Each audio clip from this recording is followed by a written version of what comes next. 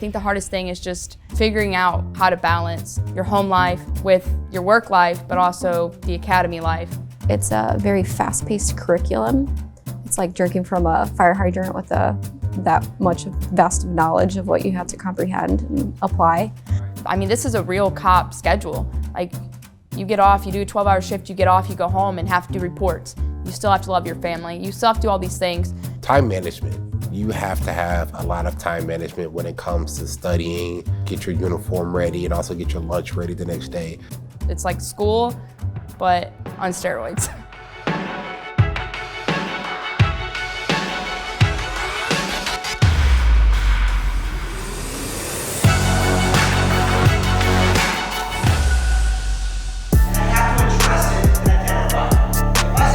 Defensive tactics, I love it, actually. I love that it's not a one and done class, that it lasts the entire time, so you're always getting something fresh. It's always top of mind whenever you come back into it. It's basically to teach you survival skills as a police officer. How to take someone down, how to handcuff, how to do various tactics. One of the first things we learn is kind of the basic principles, even just how to fall, to keep yourself injury free. So when you fall, you want to fall and kind of spread your weight around. And then how to get up from that fall is to keep your eyes on the suspect or the target. You're also getting up safely and efficiently and as quickly as you can, because you might need to get up and get back into the fight. Whenever you stand up, make sure you are in a fighting position just to protect the vitals, at least your face and eyes and brain.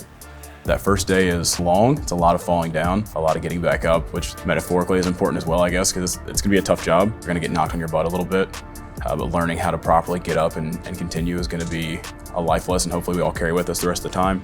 We get knocked down, we gotta know how to get up and be able to protect ourselves at the same time. We also teach what we call shrimping. It's a grappling move to help regain effective position on the ground if you find yourself on your back with the suspect on top of you. It's a drill to get your hips out from underneath you and get back to a more advantageous position. At first, I was like, how is this going to save our lives? But it actually makes sense when the instructor breaks it down. Like, you don't want somebody on top of you. You put those hands on the shin of the subject and try to push away so you can safely get back on your feet. It makes sense. It can be effective, but it leaves a bruise. It definitely hurts sliding across the ground like that. If you don't pick up your hips, obviously. Shrimping kind of gets you into a position where if you have to get out of a more non-dominant position, it's not the best. It's actually quite uncomfortable, but practicing with your gear helps you get comfortable with the uncomfortable parts. You can never learn, I guess, too much about handcuffing because you can always be faster. Handcuffing builds confidence on what we can do on the street, whether it's your typical traffic stop or if it's something more serious, which every day is a new day. You never know what you're gonna get. Yeah, I didn't know how to cuff people. It's more than just a piece of metal that you just put on somebody. And it can be difficult if you're not doing it the right way.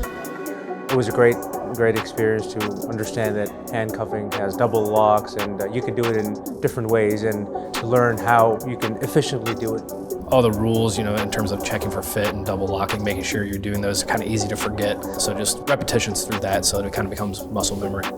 It is not just slapping on the wrist. There's certain commands depending upon if the person's standing, if you want the person on their knees, if you want them in a prone position. The commands are nearly the same, but a little different. We learned standing compliant handcuffing, which is a normal routine. Your suspect is willingly being handcuffed. Start off in position 3, which is directly behind them. Give your commands, pull their hands away from their waist out to their side, and then turn around, bend over at the waist, spread your feet, hands behind your back, palms out, thumbs up, look to the left, and then you get verbal compliance, and then you move to what's known as the 2.5 position. So you kind of take 1 or 2 steps to the right, get your handcuffs out, prep them in your hands, and then you go in. It's kind of a push-pull method for each hand.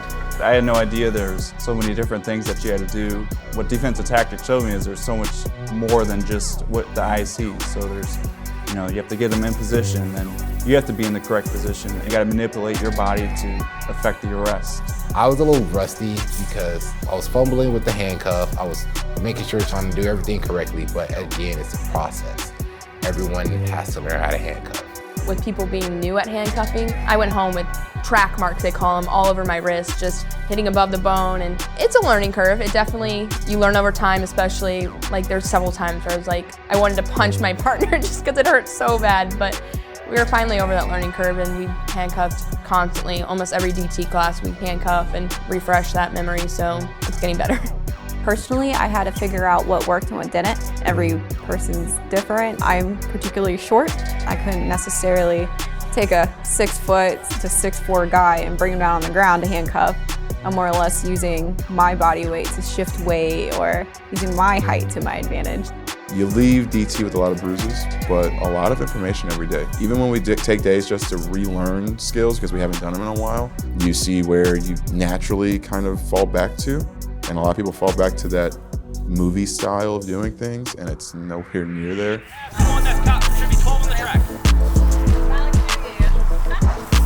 For PT, we're obviously training for our running sit-ups and push-ups. So occasionally we'll do a practice PT test. So we'll have an entrance PT test, a midterm PT test, and a final test. And in between those, we'll have one practice PT test, kind of see where you're at and see if you're developing and what you need to work on. We get so much classroom time that it's academically and mentally challenging that I enjoy the really tough PT workouts because it's a great way to physically challenge myself on a regular basis. We actually have our last practice assessment coming up because our final PT test is in the end of May. So we were running around and making sure we could still do the standards. They want to see a progressive update with your physical standards throughout the academy. I think a lot of people dropped their times by 1 to 2 minutes. A lot of people have noticeably been getting in better shape. PT scores have improved for a lot of people. I know they've improved for me. The workouts are brutally tough on purpose sometimes, and those end up being the best ones. They are awful while you're in the middle of them when everything hurts, but the next day or that night before you go to sleep, there's always a different sense of accomplishment of learning what else you can push your body through. If you don't pass the midterm PT assessment, then you haven't been working hard enough because even you know what the standards are. You know what you need to do, and we will keep working you to make sure that we can bring you up to a level where you can pass the final. One of the challenges with us is that we don't control what you do when you go home. So even though we're PTing you 3 days a week, you have a responsibility to make sure that you are ready because we can only do so much. But at 4:31, when you're dismissed and you go home, there's nothing stopping you from going by the gas station, getting a whole pizza if you want. And a lot of people do that. We don't control that. But we always tell them, we will not want your success more than you do. We will not do that. At first, it was just like a suspicious fire. We had no idea what the outcome was. I was walking in, like, I'm thinking a heater fell over, not realizing it was going to lead into a full investigation of talking to a suspect, arresting a suspect, searching a house. That was a cool scenario to do, to figure out the big picture. They had to piece it together.